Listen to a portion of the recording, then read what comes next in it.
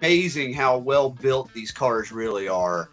And, you know, it wasn't that long ago. I mean, life expectancy of a race car driver, I don't care what you was racing, NASCAR to Formula One, any of them, your life expectancy wasn't much. I mean, it wasn't much. And, you know, now they can do some outrageous crashes and walk away from them just completely unscathed. I mean, it shows a lot of where we've come with, you know, just build technology. It's not, you know, there's no real great, like technology to think of like your cell phone technology. I mean, just these roll bars and cages they're putting in is just, it's amazing the damage they could take, you know? Yeah. And it's, I always find it weird because they have that ability to make these cars, when an F1 car can go into a wall at 200 mile an hour, or even NASCAR for that matter, and just rip or flip and roll and everything, and the driver just gets out like, oh, that was bad, you know?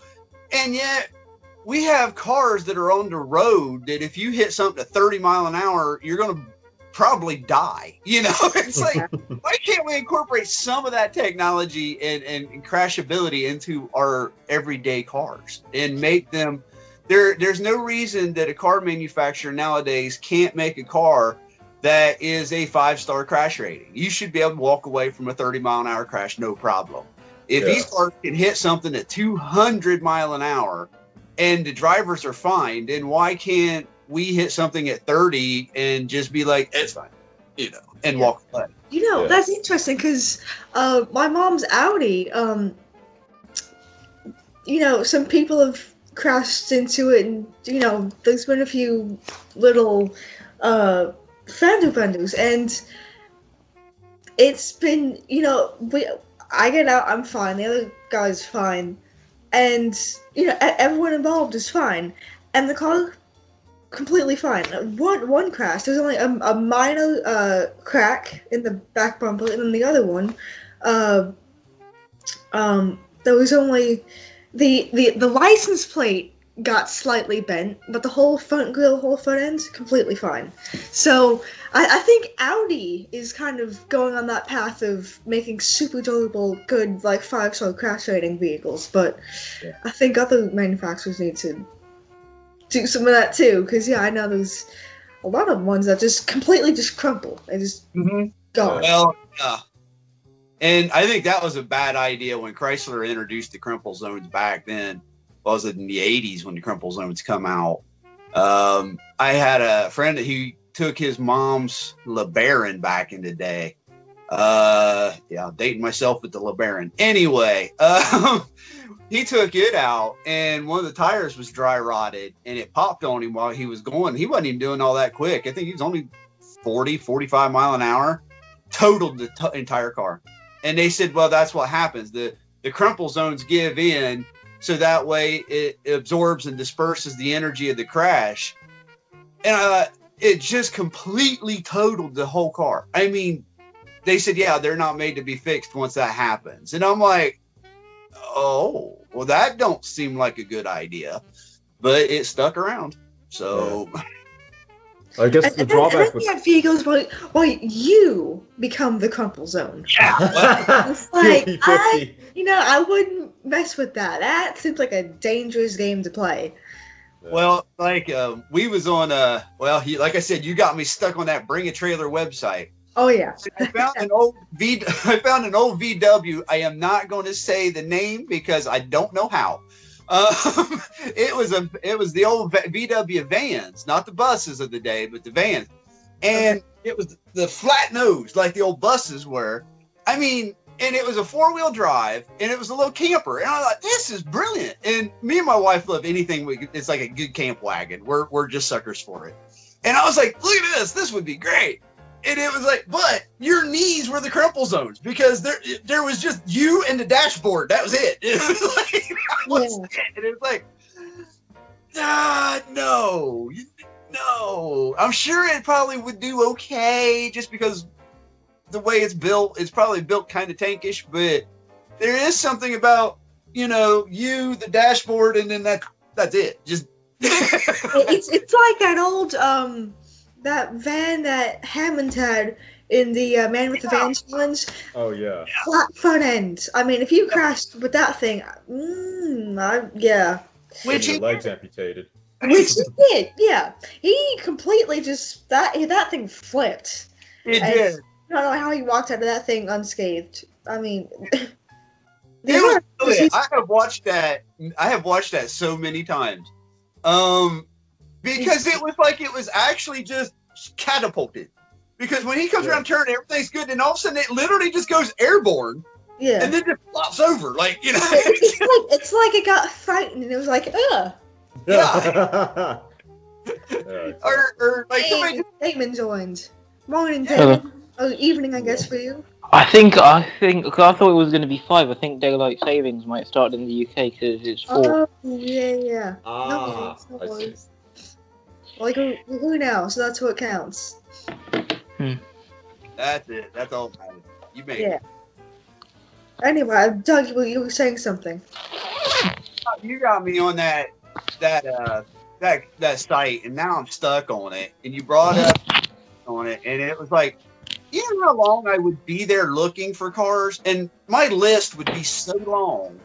I was on it for like an hour and a half the other night. I had to just lay my phone down. I was like, I gotta stop. It was like a bad. I went on Facebook Marketplace, and there is some serious stuff. For instance, the most different car you can get for under £500 is a Vauxhall Cavalier, which I can't believe. Find one with MOT, 5 months MOT, running. Got all. It doesn't look. It looks like it'll pass with some new tyres and some bushings. For next MOT, running. It's got some faded paint and some torn interior, but all £500 for a car that supposedly was lost for cheap in Scrapper's scheme. And I found 2 dirt races, 3 actually. One was an MR2, £600. Another was a £350 Peugeot 205, and the third one was a £2,500 Peugeot 205 with 2 I think it was Suzuki motorbike engines, one front, one rear. Ooh. So it was a strange kind of all-wheel drive? Yeah. Oh my god! And how expensive was it? Class 7 dirt race for I think £3,500. That's so cheap. That's ridiculous. What yeah, dirt race. That is a steal. But dirt races in the UK, because they get battered. Because dirt races is like one tier above bang rate. The aim is not to destroy the cars, but that does happen sometimes. But yeah, so dirt race and they're cheap. Yeah, because you can't register them back on the road, they're worth a lot less than they should be.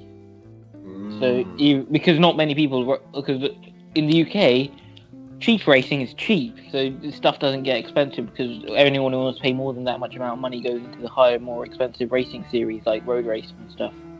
So therefore, dirt racing, like I think the basic class, I was looking at juniors recently because I wanted to get into racing, and there were K11 micros, which are £300, plus I think £700 worth of roll cage in it, and a racing suit £400, and then I think the actual membership cost to go in is £60 a year. That is surprisingly cheap. Affordable. Yeah. Yeah, not bad. I got distracted. I realized. Look, I love sports cars and I love all kinds of fast cars and stuff. I had to admit that I am a 4-wheel drive junkie. I really am. Because I kept looking at like old Land Cruisers, FJ Cruisers, or stuff like that. I found a couple old K5 Blazers, and I just realized that I'm a junkie for 4-wheel drives. I love them. And then I got sticker shock when I found a Land Cruiser. It was a 72, I believe. Now, mind you, it only had like 80,000 miles on it or something like that, which it looked brand new. And that thing was $100,000, and I'm like, Land Cruiser. Oh God! Yes. I found a 74 FJ, which is great. It was made on my birthday, or the year I was born, I should say. And I was like, oh, it was this gorgeous blue. It was the short wheelbase one. and it was still $38,000. And I'm like, oh my gosh, really? I could buy a brand. Well, can't say brand. I saw a late 90s Land Cruiser. I saw a late 90s Land Cruiser with 300,000 miles. It was mint, but 300,000 miles. They're selling it £9,000. Mm-hmm. Mad. That's still cheap. It's like, wow. You might have to go to a junkyard, Doug, and see if you can find one that's not too bad. I was on a subreddit about an hour ago. It was called Cars Going into Scrap. Someone tried to scrap an MGA. What? Wow. That's unfortunate. It got saved. It was sold. The customer had come in for something else, and it had sold before the guy had even managed to unload it off the truck, so it was saved. Someone just took an MGA straight to a scrapyard. And the thing is, I think these are all just people who have had parents who are car enthusiasts, and then they've died, and they just want to get rid of the cars quick, and that's how good cars end up going to scrap. Because it was complete. Chrome was still chrome-ish on it. Yeah. And there was an SR5 Toyota 86 with no rust on it in the rust belt. Wow. And that again was saved, and I think it's getting a 40 or AG swap soon. So. See, to me, okay. Here's the duality of life. And when you go to scrap yards, I love watching stuff get crushed, and I love the big grinders where they just drop a whole car in it and just metal shards fly out of it. But I love that stuff. It's so cool. But I could never work there. I would have no hair. I would wig out, because if somebody brought in something really cool and I had to scrap it, crush it or destroy it, it would kill me. I would own I would have a backyard full of cars I saved. No, I'll take it. Don't worry about it. And the problem is, a lot of the times, good cars, they get put on destruction titles before they have a chance to be saved. Mint Honda Accord, lots of mint cars I saw in that subreddit had been put on destruction titles. They had to go through the crusher no matter what. Well, yeah, I was going to say, though, as British people go, you guys love crushing cars and just destroying cars. You do. No, we don't. The government do. Actually, I think, Coventry started another scrappage scheme, except instead of going money towards a new car, it can either be £3,000 towards a new EV or £3,000 spent on public transport. And 20 people have taken up the offer. 20 too many. £3,000 to spend on public transportation? Yeah, and wouldn't that be a lifetime budget of bus tickets? That's outside, because inside London, public transport's dirt cheap. It's one of the good things about London is you can go anywhere for very little money. If you're under 16, £30 will get you until you're up to 16. If you're over 60, pay £30 and it's free for the rest of your life. It's brilliant, public, and it's pretty quick as well, reliable. But it's in Coventry, which is outside of the TfL zone, which means £3,000 isn't going to last a long time either. That sucks though. £3,000 for public transport. And it has to be a car that's road tax and MOT. You can't scrap an old junker.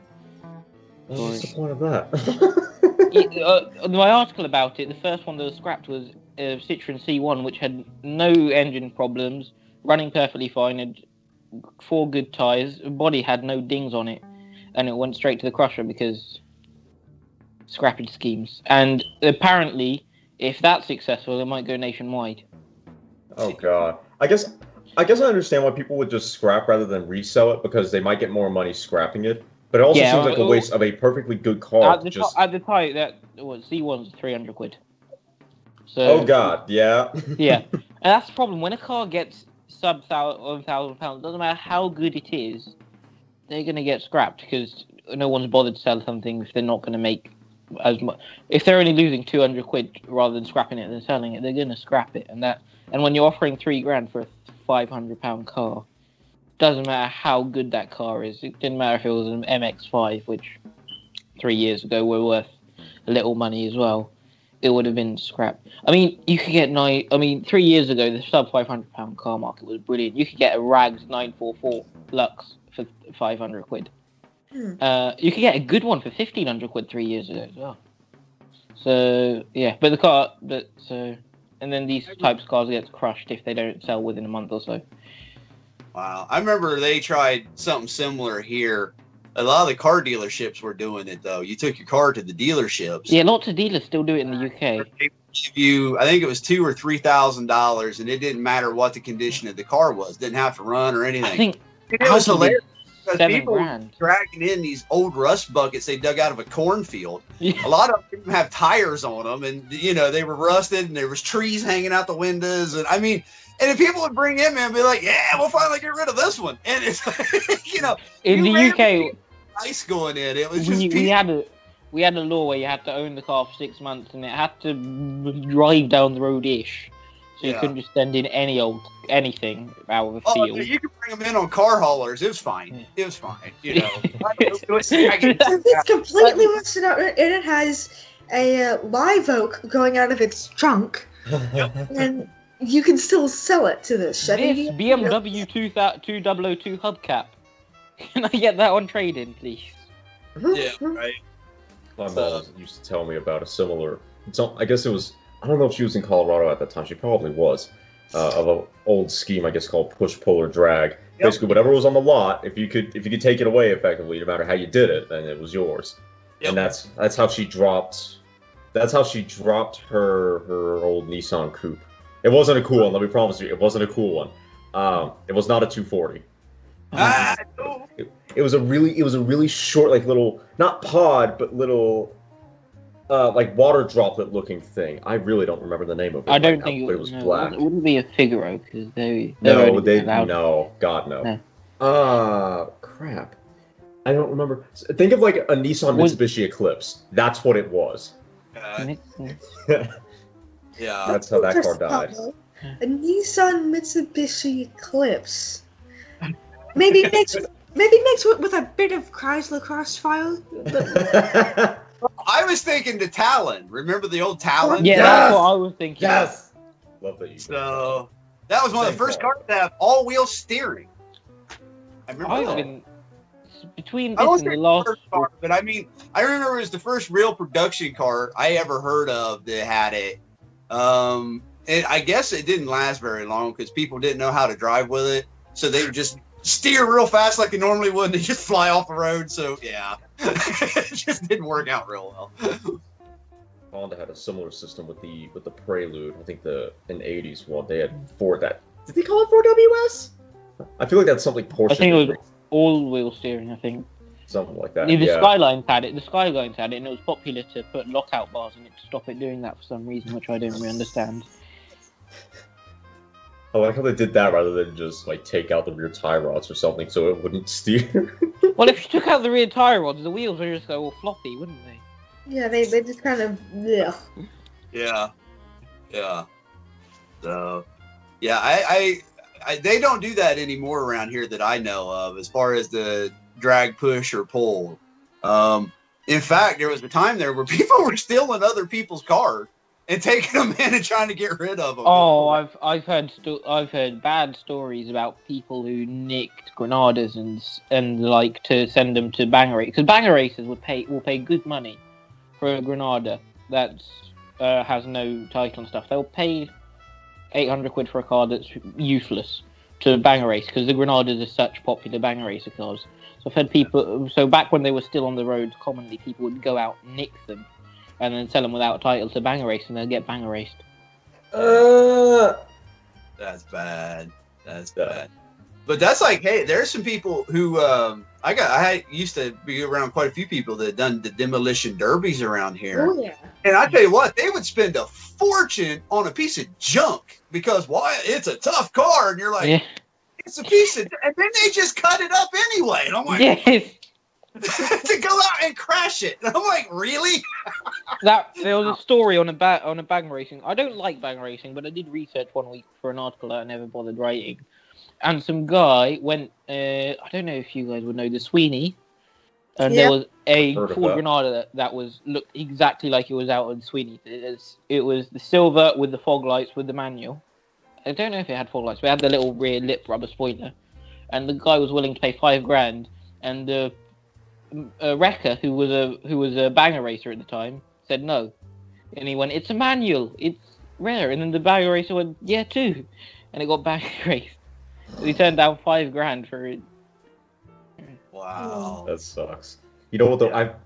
Occasionally I've heard stories of demolition derbies and how certain cars are strong. There's one, if I remember correctly, there's one group of old 70s Dodge or Chrysler bodies that are banned. I think they're M bodies because they're so ridiculously strong. It's just unfair. They got banned from demolition derby. How do you get banned from a sport that's about breaking something? Like, it's not even a normal competition. Like, oh, you're too fast or it's too fuel efficient. It's like, you're too good at not breaking. The difference is in the UK, you can't strengthen the chassis other than putting a little cross-out bar to make sure you don't get killed if it gets too dangerous, if it gets too bad of a collision. So that means all 4x4s are banned, so you can't put a 4x4 through it. But, well, that's fair enough. Yeah. But yeah, and it seems like the Vauxhalls have taken over the banger racing. The Corsas I've heard 1 litres, 1.6 the Astras, and then now there was an Insignia. The first Insignia went round not too long ago, and apparently that didn't do too badly. So because all the Fords got wiped out, their prices went up. 20 years, if you own a 2000 Vauxhall, keep it, mate, because in 20 years' time there'll be none of them left, and they'll be worth £1 million.